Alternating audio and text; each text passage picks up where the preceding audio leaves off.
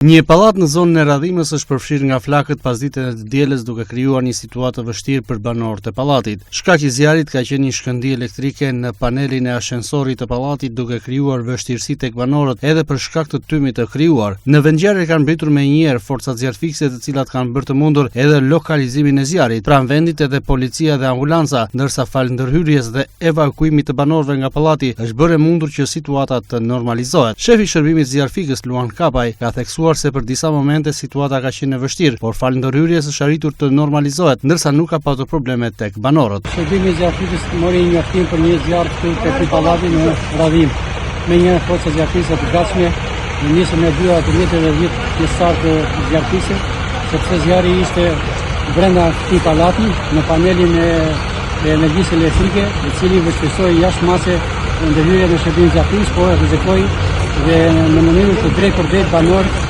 sepse gjithë ambienti u mbush me ty dhe mundësisht do ishte shumë e rrezikshme nëse shërbimi i zjarrfikës nuk do të kishte ngrirë në kohën e duhur. Në momentin e parë rrezikoi që komplet sepse zjarri ishte në katën e parë të këtij pallati dhe rrezikoi paneli elektrik, dhe rrezikoi që banorët që ndodheshin brenda këtij ambienti. Ngrirja shpejtë e shërbimit të zjarrfikës bëri të mundin që ta izolonte patën zjarrin dhe të bënte ajrimin komplet katëve për mos rrezikuar jetën e banorëve. Situata tani u vë në kontroll, pavarësisht se ka akoma punë për të bërë, por situata është në kontroll dhe banorët janë jashtë rrezikut për jetën. Ka akoma prezencë të tillë, por do vënë jetën tona për të larguar plotësisht tymin nga ky ambient. Situatat nga zjarret me afrimin e stinës së ngrohtë duket se shtohen në këtë periudhë, ndërsa nga vetë shërbimi i zjarrfikës kërkohet kujdes maksimal për të evituar ngjarje të tilla.